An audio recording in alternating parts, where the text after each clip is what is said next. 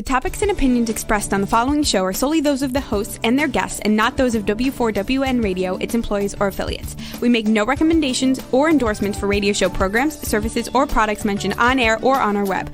No liability, explicit or implied, shall be extended to W4WN Radio, its employees, or affiliates. Any questions or comments should be directed to those show hosts. Thank you for choosing W4WN Radio.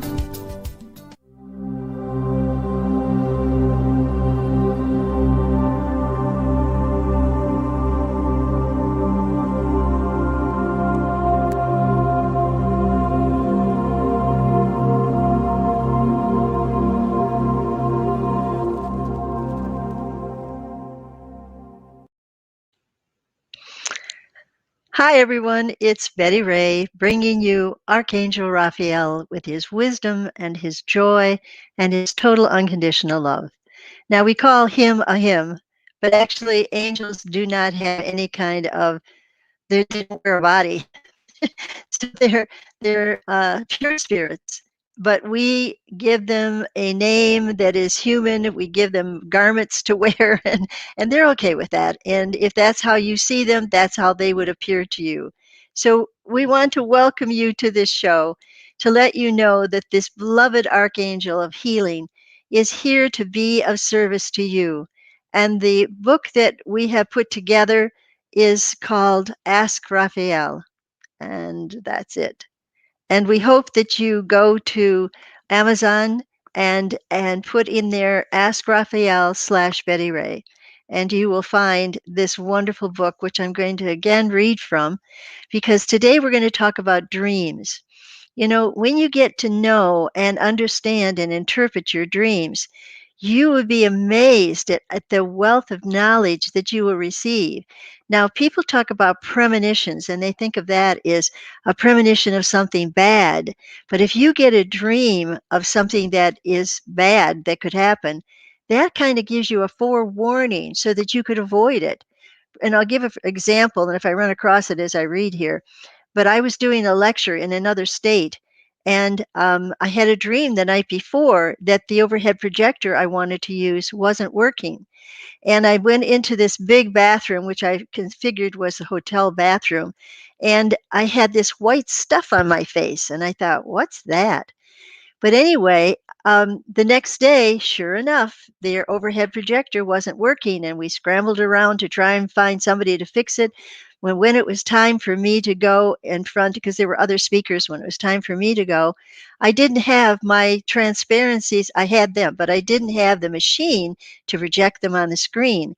And so I just ad-libbed through it. And then when they finally got the overhead projector to work, I used it as a review of what I had said, so I could give my talk and then go back with the transparencies, and it helped to make it very clear. So it saved me from having egg on my face, is what I figured the white substance was. So dreams can be, there are 4 different kinds, and I don't know if Rob is going to talk about it in here, but there are precognitive dreams, like I saw, of something in the future.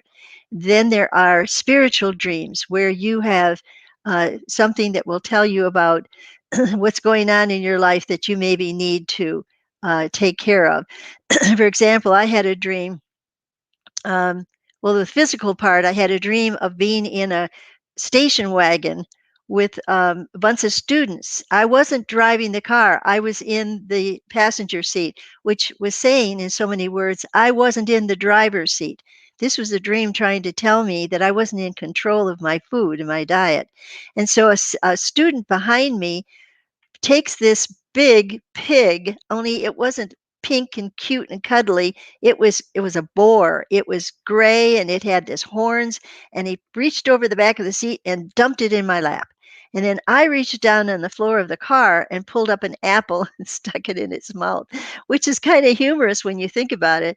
But when I asked Raphael to help me interpret the dream, it said that your life is boring when it comes to your food, and you need more fruits and vegetables. Duh, how much more clear could it be? So it really gave me a chuckle.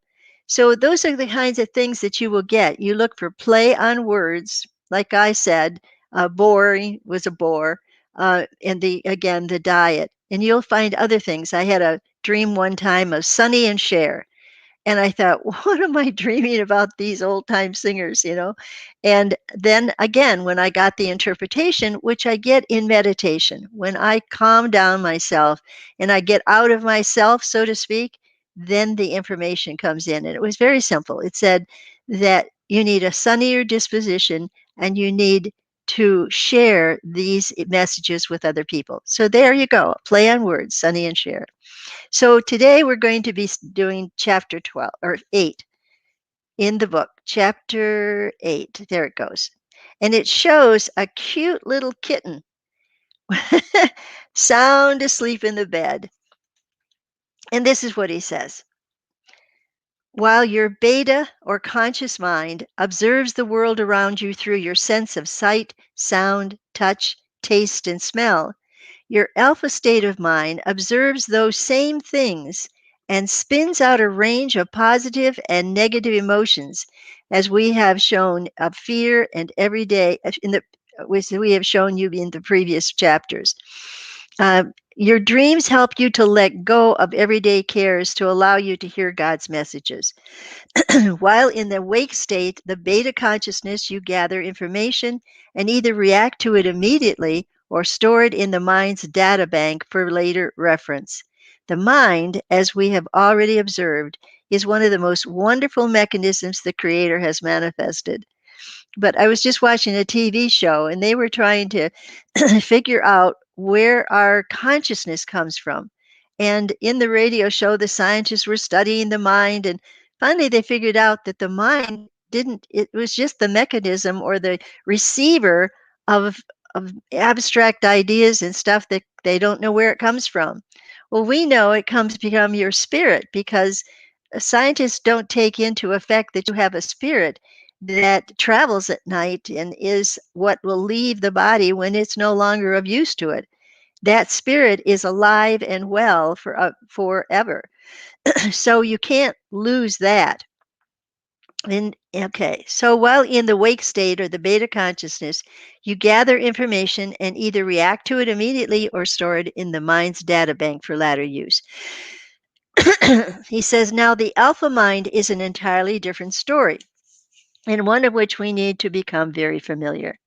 At the alpha level of mind, you begin to function at a state of heightened awareness, where all your inner senses are activated and add to the information arising from your outer senses. Since the alpha mind is most often bringing you to the sleep state, the trick here is to use it as a tool for meditation by entering that state without falling asleep. And this is how we teach guided meditations. The idea is even if you close your eyes, excuse me, even if you close your eyes, you stay awake, but you get to almost the sleep state just before you would fall asleep. And that's where you can have wakeful dreams. It's like dreams, but the messages come in pictures, in ideas, and sometimes words. You can actually hear the words in your head. So, um, okay. So the thing you need to understand is that you have to practice lowering your brain waves. And when we talk about the alpha state, we're talking about the dream state. And this is where there's rapid eye movement, you know, where they've done research and they called it the rapid eye movement state. And that's the beta mind. So what I'm talking about when I say alpha and beta is that these are the brain waves that were noticed in sleep research, that when you were awake, you had the beta mind and the brain waves were going pretty fast. But as you begin to fall into sleep, the brain waves begin to slow down. And then as you get into the deep state of sleep, there's hardly any brain waves at all. And it's almost like you're totally unconscious or dead. But then you come back up again, all the way up to the wakeful state, and you may have to get up and go to the bathroom. But that's how this clock of sleep goes. And again, that's been through many years of sleep study. And now they're even, of course, doing sleep healing so that you can go to a sleep clinic. I think I need to do that because I don't sleep very much. And they can help you to have a more restful night's sleep. We need at least an hour and a half of sleep. at least, a 90-minute cycle. It takes that from going through the awake mind to the sleep consciousness to the out of body consciousness to the absolute no consciousness and then back up again. That takes 90 minutes. Okay, so it says if you do not know how to interpret your dreams or even remember them, we will give you suggestions on how to do that in this chapter. And he goes on to say, you may be amazed at how closely your soul and your angels are working with you through dreams to bring about solutions to problems and answers to prayers. So let me just put the book down and kind of give you some information how I learned how to do this. And first of all, I studied dreams. I went and looked at the dream research, and I found some good books. Edgar Casey's book, he was called The Sleeping Prophet back in the 40s. And he wrote Dreams, Your Magic Mirror. So you might want to look up Edgar Casey, and it's Cayce, Dreams, Your Magic Mirror. And so he wrote a book on it. And Dusty Bunker was another one I enjoyed reading. She had a sense of humor, and she wrote some really good, a really couple of good books on dreams. So I recommend those. But one of the things that I helped people, first of all, how to remember a dream. And here's what you do. You take a small juice glass. I'm going to move my hand up and over here, there, about this tall, and you fill it up with water. And then when you sit down to go to sleep, you drink half of that juice glass at the time that you are saying to your angels, I want to remember my dreams. Thank you, angels, for helping me to remember my dreams. But of course, if you really mean that, then you also have to have a notebook and pen handy so that if you have a dream in the middle of the night, you can jot down just the main ideas so you won't forget it. So then you put that glass of water, you drink half of it before you lay down, and you put the glass of water down on the nightstand. You go to sleep, you wake up with the dream, and if you don't move, it's almost like it'll disappear. So you really hold still when you wake up and you allow the dream to come back and you kind of speak out loud if you can about what you're seeing. And then you very slowly turn on the light and get your notebook and you begin writing it down in the present tense. Now, that means you wouldn't say, I was walking through the woods. You say, I am walking through the woods, like it's right now. And that helps you to stay in the present moment of the dream. So be sure that you are careful about that. And you write as much detail as you can, because oftentimes you'll come up with play on words like Sonny and Cher that you don't even recognize as you are saying it, but you'll click with it when you begin to study your dreams. It's really a lot of fun. It's like having a jigsaw puzzle, and the pieces of it, the dreams, are a part of a puzzle, might be something that you've been puzzling over. And your angels are helping you to find out a solution to a problem. So dreams are really valuable way of your guardian angel to get access to you to help you solve your problems. So dreams they're also like letters from your guardian angel that you never open. You know, you just toss them aside and it's like your angel goes, "Oh, darn, that would have helped solve that problem." But nope, you don't believe in dreams, so you toss it aside. So if you will listen to Raphael now and recognize that dreams are a natural part of every person's life on planet Earth. It's the way your soul can get through and talk to you, the way your angels can get through and give you brilliant ideas for solving problems. And they often come camouflaged in symbolism. So you have to be patient and be willing to interpret them. And so it shows here, Raphael is talking about dreams can help you change your perspective on things. Whereas you may be stuck in something um, you're trying to figure out and you can't figure it out, your dream can come in and just bounce a new idea off from you. So let's first of all decide how can you remember the dreams and then interpret them. So here's the idea. You have that glass of water, and when you wake up, you take the glass of water, half of it before you go to sleep, saying, I will remember my dreams. And when you wake up, if you got a dream, You write it down right away. That's very, very important. Then, after that, you script your dreams. That means that you pretend you are talking to an object. It could be just a simple chair in the dream, or if it was a person that was there, you pretend that you've walked back into your dream. Now, pretending is as Jesus said, unless you become as little children, you cannot enter the kingdom of heaven. Well, the answers to your dreams are inside of you in your kingdom of heaven. But you have to become as a little child and look at these dreams as a puzzle that you have been given to unravel. And when you take it without bold seriousness, then you can find answers to it much more quickly. Because again, we've said in the past that when you want to be growing spiritually, you have to get out of the dark energy, as I want to call it, of worry, of self-deprecation, of self-doubt, of telling yourself, I can't do this. Those are all kinds of thoughts that you've just got to erase from your mind. And so when you're getting ready to interpret the dream, be like a little kid and imagine that you can talk to it in the dream. Now, this is where we talk about scripting. You talk to them, but you write it down. Remember, I was an English teacher. You write it down by putting your name in the margin with a colon, and then you write down the dream.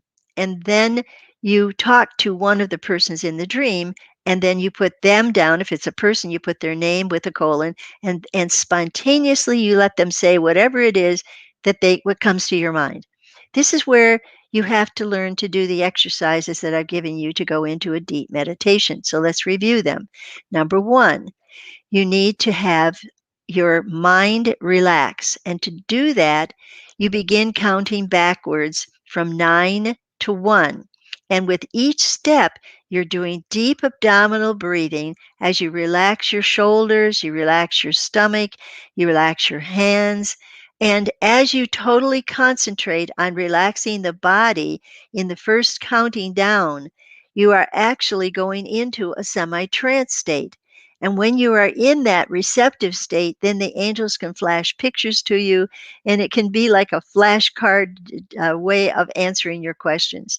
So do that every day until it becomes so easy for you to go into a light trance to receive messages from your guardian angel.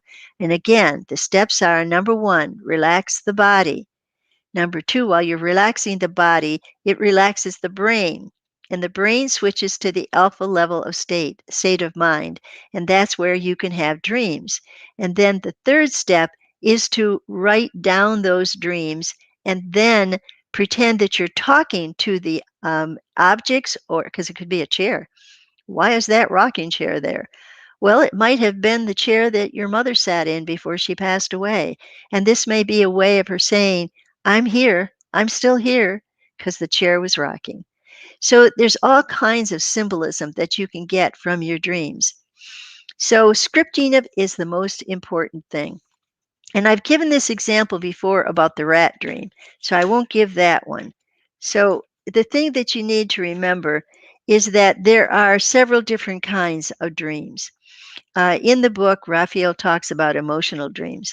A lot of our dreams are emotional in that they help us to get rid of that super anxiety that your needs won't be met, that are often expressed in the physical world through anger. You know, you get mad at somebody because they're not understanding what you're trying to say. They're interpreting it wrong, and you just want to punch them out. And so you get anger when they don't respond the way you want them to. But in your dreams, you do get the responses that you need, and you will get some amazing insights into your life. We cannot stress enough how important dreams can be to you when you are desiring to grow spiritually. So, the first dreams are emotional dreams, and they may show a confrontation between two people where you're both really angry at one another and you're really going at it because you don't feel you could do that in your wakefulness. You can't yell at somebody so you can do it in a dream, and you can get answers and solutions to the problem of how to deal with a angry person, for example. So those are emotional dreams. Then the next one are spiritual dreams. And that is when you are getting a message of how to let go of your fears and anxieties and how to just feel like you're in heaven. And even picture yourself in a beautiful place in nature where there are no bugs, no snakes, and you can have all of your needs met. So that's a spiritual dream. That's the emotional dream, and it can talk about the spiritual dream, which might be, in my case, I saw a lamb outside of the gate, and it was in the wintertime. So, like the gate that took me into the yard. And I went, "Oh my goodness, what are you doing out here?" And so I went out, grabbed it by the scruff of his neck, and pulled it inside the gate and shut the gate. That was my way of saying that I needed to talk to the Christ who is the Lamb of God. And I needed to bring it into my awareness, which would be my gate, and to be more aware of Christ-mindedness. And so that was the interpretation. That was what I got from having a sheep outside my door in the wintertime. That was the interpretation that came out. How wonderful is that? To just a reminder to think of life in Christ consciousness mind. So that's how we think with compassion, non judgment, and total unconditional love. That's not an easy thing for humans to do. Loving somebody unconditionally doesn't mean that you accept anything wrong that they have done. But it doesn't mean you have to judge them or try to teach them. I have a lot of green soul clients that they think it's their job to teach people how to be happy or to give them suggestions of how to solve their problems. No, that's part of our soul's training while it's on the planet. And if you take that away from them, their soul doesn't gain the knowledge that it can grow spiritually, so it doesn't have to come back so many times. So, the spiritual dreams, precognitive dreams, was what I mentioned about that overhead projector. That was what's called a dream of the future. And by paying attention to it, I tried to get the mechanic to fix the overhead projector before it was my turn to do my speech.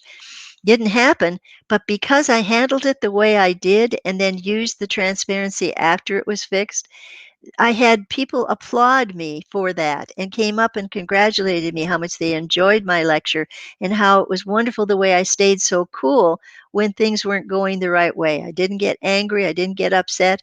Well, thanks to that precognitive dream. So you can see how your dreams are going to help you daily. Now, there are past life dreams.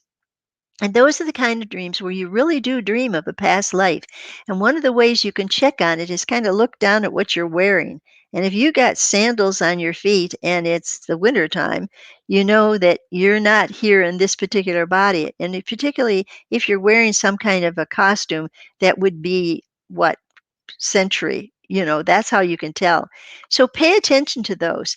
I've seen some Victorian kind of dreams where I wear black dress that has a neck of lace and these poof sleeves of lace that go all the way down, tightened down here from the elbow to the wrist.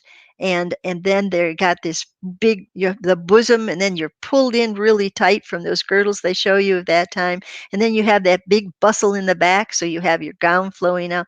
I've had some dreams of that time and don't remember them right now for the detail that I could give you, but it had something to do with my having affluence and having, not that I lorded it over anybody at that time, but that I expected everything to be taken care of for me because it was. And we have a lot of people in the world today who have expectations of everything being taken care of for them, no matter what their financial situation is. They kind of have that feeling that they should be taken care of, and that doesn't always work out that way. You got to learn to take care of yourself. So precognitive dreams then are those that are going to give you a heads up about something, and past life dreams are going to help you with some kind of incident that may have happened in a previous lifetime, and your spirit and soul are bringing it back up for you to look at, so that if you're kind of doing the same pattern in this lifetime, well, you can stop and you can go, I think maybe I better check this out again. So let's see. I'm going to make sure I got the right page here. There it goes. So those are the 4 different kinds that we have. You have the physical dreams, which I had with the pig that was telling me I was pigging out and I need to eat fruits and vegetables. Then I had the spiritual dream of the lamb that was outside in the cold because I wasn't thinking Christ consciousness. And then we have the precognitive dreams, which saved me and from having egg on my face at that lecture where I couldn't get the transparencies to be what would help my lecture. And welcome, Johnny. Good to see you. Uh, she she's saying her dream journal is a huge tool for her. Wonderful. I hope you can share a dream with me. Can you do that? And I could share it with the people. I wish we could just talk to people, you know. But anyway, we're saying that there's past life dreams that you can come to. I remember having a dream about my mother who had passed away, and she was on a telephone, and she was scolding me because I talked to other people on the other side, but I didn't talk to her.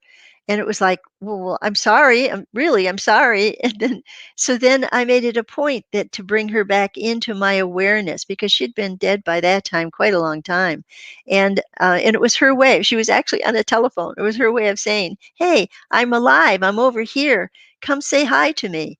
So don't neglect those people who have passed over because they really are alive. Okay. So the other thing you're going to find with a dream journal, as I'm sure Joey has or Johnny, is that you can begin to see the patterns you've fallen into that aren't always productive, let's say. And when you begin to look at your dreams, you go, that's what I've been doing that's making me having upset stomach, or sometimes your body does react in that way.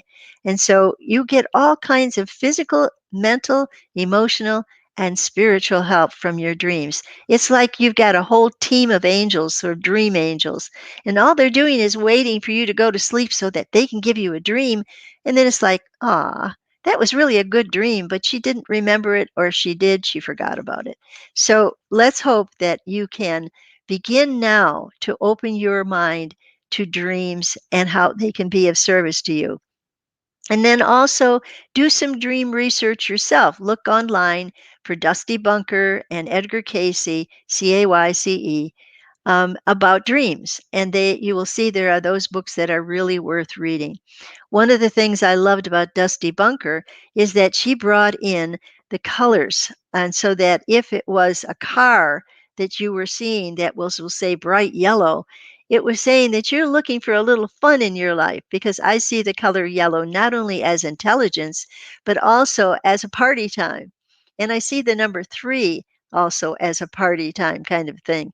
And that's how I interpret it. But each person has their own way of interpreting numbers and symbols and stuff like that. And you need to have a dream dictionary as well as a dream journal. Keep it separate. Well, I take that back. Don't keep it separate, because if you keep it in your daily journal of writing, you will see how this dream it affects what you've been doing in the past few weeks or so, and it will help to solve problems. So if you connect it to your journal, you will see why it is so timely and why it is helping you. And so those are 2 things. Really need you to seriously think about journaling if you haven't done so before, to begin doing it now. And if you did it in the past, well, maybe you need to put it on the computer because people can type real fast like I do. And so I changed from my 3 ring binder notebooks many years ago when I first got my computer, and found, because I was a piano teacher and my fingers work real fast, that I could write down my thoughts much quicker. And in fact, that's how Raphael first got acquainted with me. He snuck in some of my in my journal and began answering my questions. And when that happened, and I knew it wasn't me, I kind of sat back and went, "Who is this talking to me?" And at first, he didn't answer. He didn't say anything about him being the archangel.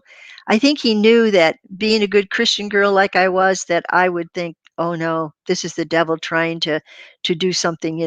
That can't be. I'm not worthy of having an archangel talk to me." Blah blah blah. And so very gently carried me through, just saying that I was someone that I had a spirit that I had known in the past, and that they figured that I would recognize them. Well, I didn't. So little by little, I began to have, there were two entities actually. One was Amenhotep the first, and the other one was the Archangel Raphael. Well, I knew about Amenhotep. He called himself Hotep, and found out about that. But they were very long in telling me that it was Archangel Raphael. And again, because I wouldn't feel worthy of having an archangel come speak through me, little did I know about how that was going to evolve into a beautiful book. And I'll put another plug for it.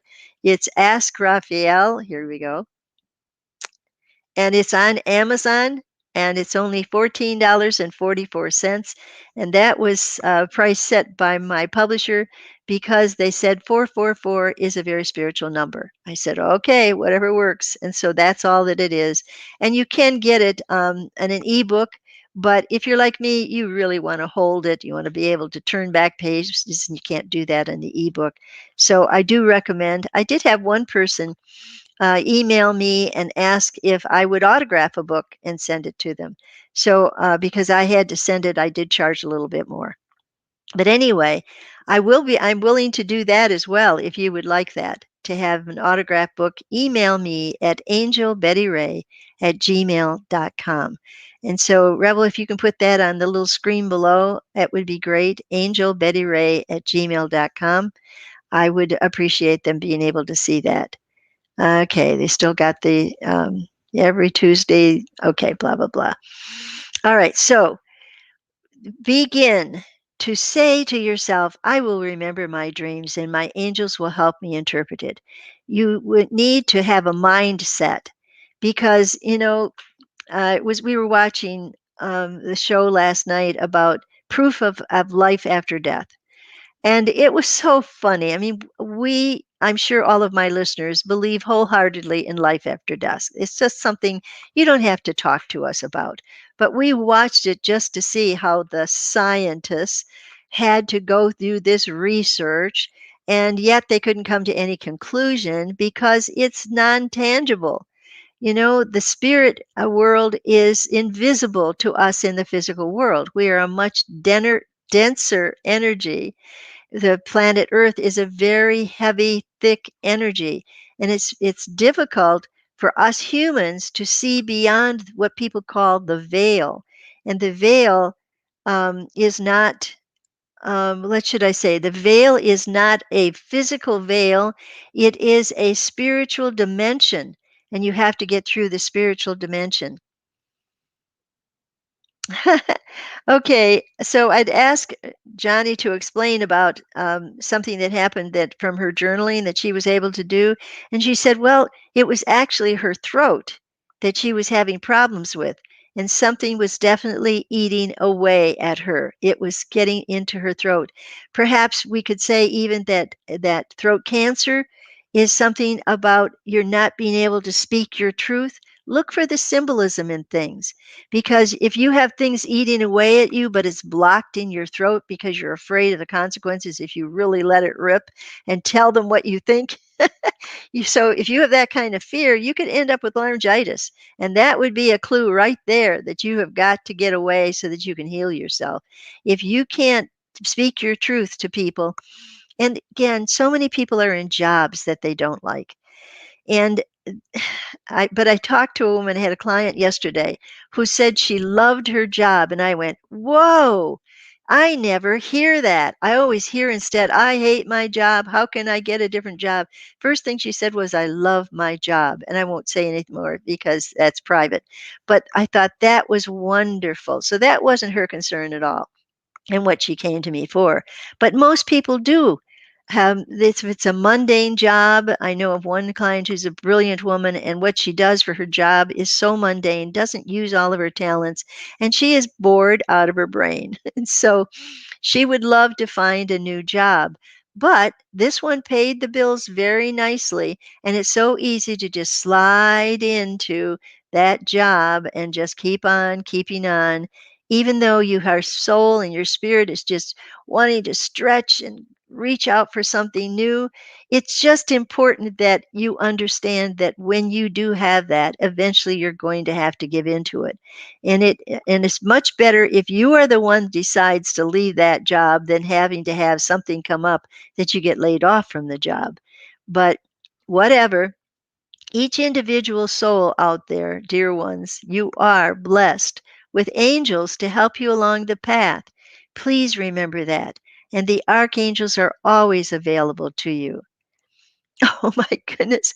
I'm looking at Johnny again. She said again before, she said, well, actually, my throat, something was eating away at me. And then she goes on to say, I was dreaming about maggots. Oh my gosh, that's terrible. Well, Johnny, did you figure out what was eating at you, and were you able to resolve it? Because that's what dreams are supposed to do. So if you get something that, you really do have to look at the symbolism of it. And if you ever do get laryngitis, you have to look at the symbol of it not being able to speak your truth. Have you been blocked in some way that you can't speak your truth? And sometimes it's that way with relationships. It's, oh, never mind. It's just not worth trying to explain. If you're in that kind of a relationship, it's not a good relationship. And it doesn't mean that you have to set the person down and say, now listen to me. No, because the person could sit down, look at you, listen to you, and not hear a word you say.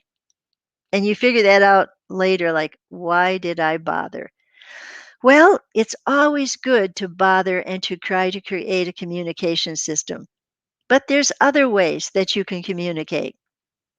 Other ways, like a bulletin board or one of those whiteboards. Um, and I remember that I had my dear second husband would leave little notes for me on the dressing table in the morning, or he would say, I love you. And it was like, oh, I could sit down and weep to have somebody that wasn't afraid to express the emotion of love. It was just heaven. And rather than having somebody say, "Did you take care of that job I asked you to do?" And no, you didn't, so do it today. When you get that kind of a note, what do you want to do with it? Crumple it up and throw it in his face. Yeah. You can't have somebody demand things from you any more than you can demand things from other people. Johnny says, Johnny comes through and she said it was something that definitely needed to be said to a dear friend. Well, here again, you're actually afraid that you might lose that friend, and that can happen. Really, it can happen. I've lost some dear friends over the years, and I'm still baffled. I don't know why I lost the last one, but it happens. It's because you are growing and moving on, and that person is growing in a different direction, and it doesn't include you anymore. And so it's not.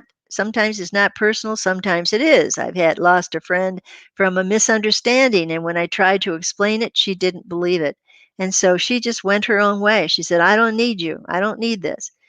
And that's how relationships come and go. So, dreams, though, we're back to them. There's again 4 kinds of dreams. There's the physical dream where you will get something about your physical body. Maybe you need to exercise more. Maybe you need to go get the vaccine. You will get dreams about it if your guardian angel thinks that you need to do something. So listen to your dreams because that's where your angels do. They send you dreams. And look for those dreams to be symbolic. Oftentimes you don't get it right away because it doesn't make any sense. But then when you look at it as a symbol of something, that you need to open a door or you need to close a door, as on this friend that Johnny had, that it was time to say goodbye to that friend, not physically, but emotionally, because you probably have outgrown that person and they couldn't keep up with you and they were uncomfortable with your energy because you had actually grown spiritually beyond them.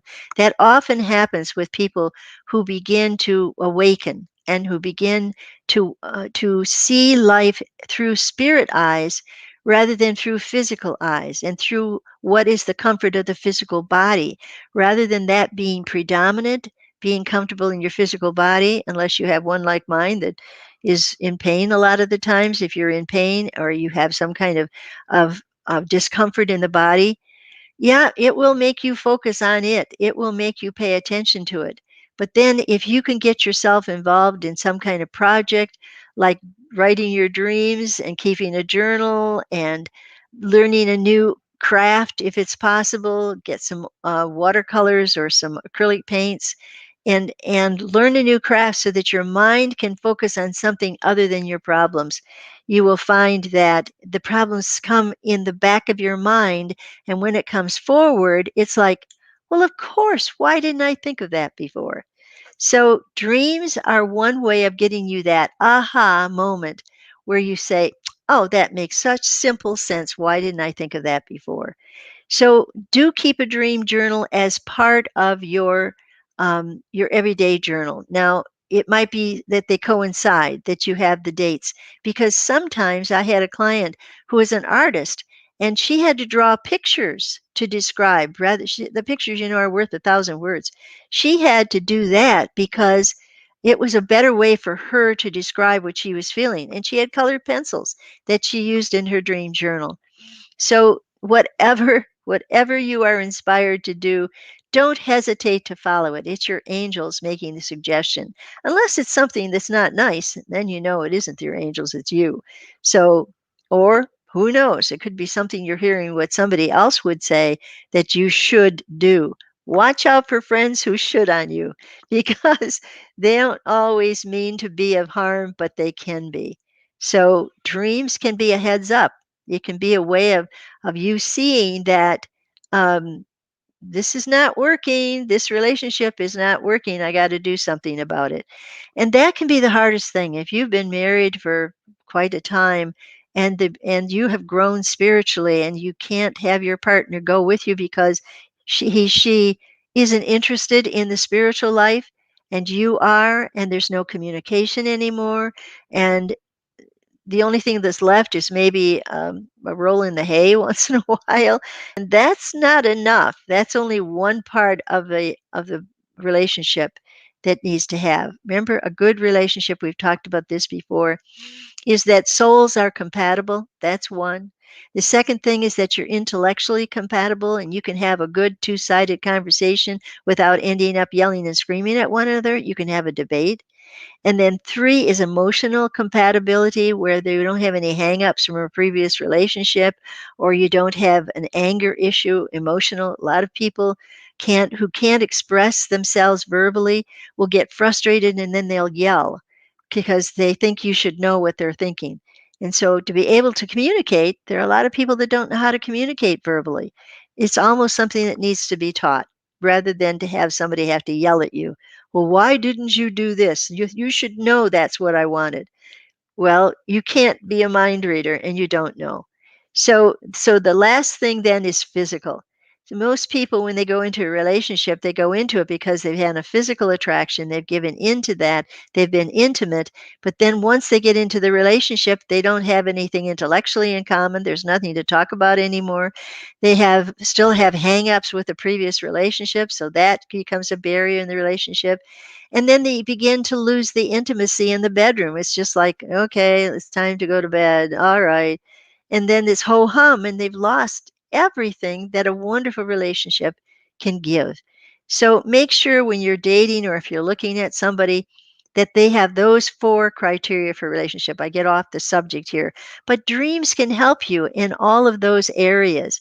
And so again, those very quick: soul compatibility, intellectual compatibility, emotional compatibility, and lastly, physical compatibility. And that includes intimacy outside of the bedroom, where you can have a signal, you can have one word and it will make the other person smile. You can have that kind of intimacy that you build up in a relationship.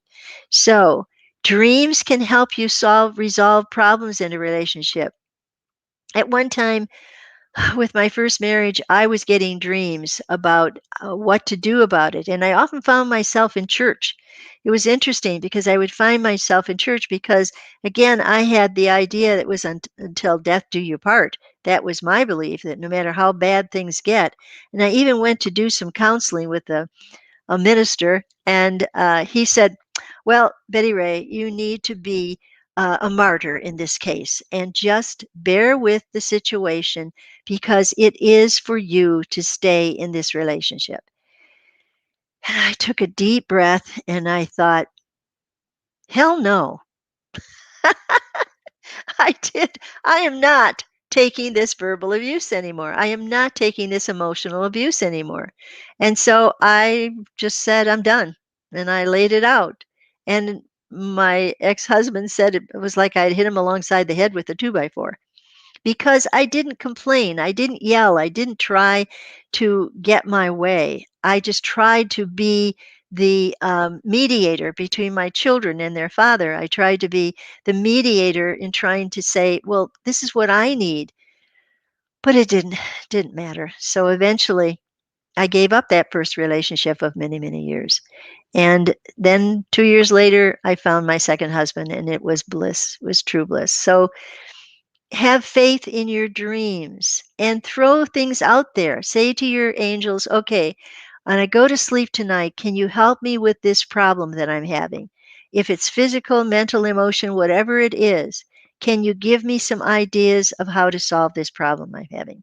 And you will get that. You will get there when you get in the habit of quietly waking up, being very still until the dream comes back. Sometimes you wake up at 2 and 3 o'clock in the morning and there's a dream. Don't let go of that precious little idea that your angels are sending you.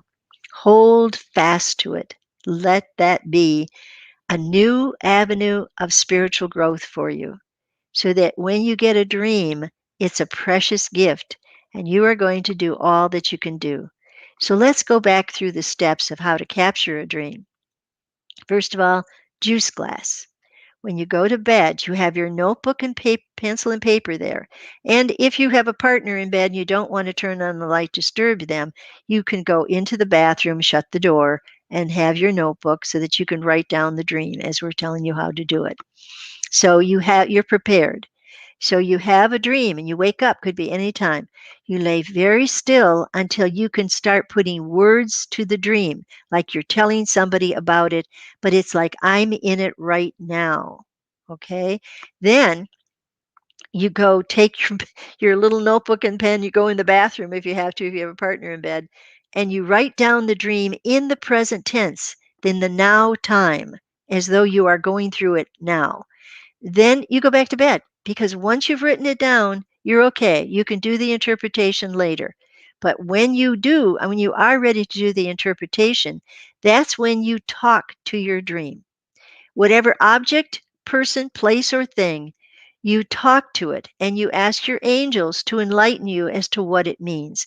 I remember one person had a rocking chair in the dream and it was empty and it was rocking and it meant that her grandmother was still there. It was a message from the other side through the symbolism of a rocking chair that's rocking and nobody's there. And so there's so many different ways that you can find how angels can get through to you in a simple vision of a dream. So open yourselves up to this if you haven't done it. Buy yourself a dream journal so that the book so that you can and don't go to look for dream other people's books on how to interpret a dream because your interpretations are unique to you and the symbolism that is given to you is unique to you. That's why you need to build a dream dictionary. So let's say you're using a 3-ring binder, which is what Raphael recommends. And then at the back, you have a tab that is symbols and ideas that you might see in a dream. Put them in alphabetical order. For example, what do birds mean to you? Each bird can have a different meaning. And if you have a bird in the dream, you can go back to your dictionary and remember what that meant. But you will eventually not even need that because you will get so good at interpreting it that you will get more and more excited and you'll want to do it more and more. Like I said, I spent 7 years having as many as 4 and 5 dreams to interpret each morning until finally I said, okay, I need my sleep. I need to get on with my day. I can't spend half the morning writing down dreams and interpreting them. So I kind of backed off from it and I don't get dreams as much as I used to. But when I do, believe me, I pay attention to them. And so dreams are a way of you communicating with your guardian angel. They are the best way. And again, learn to listen to your emotional body. It has a lot to say about how you feel about something, which is why if you have a journal, you want to be writing about your feelings, not about what you did today, not about you went to the grocery store and you bought blah, blah, blah. Who cares about that in the future?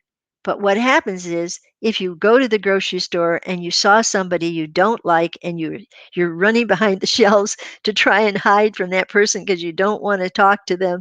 Now that's interesting emotional impact, and it has a lot to say. And ask your angels about what happened. Why do I feel this so strongly about this person that I want to avoid them? Please send me a dream to explain. And you may be surprised you'll get a past life dream, and that it was something that happened in a past lifetime, and that the energy of that conflict will come back when you meet that person again, and you immediately want to pull back. It's like, ooh, I don't feel good about this person. But it might be something that you're together again to resolve and to bring peace to some conflict you might have had in the past. So watch for that and pay attention to when you see somebody for the first time.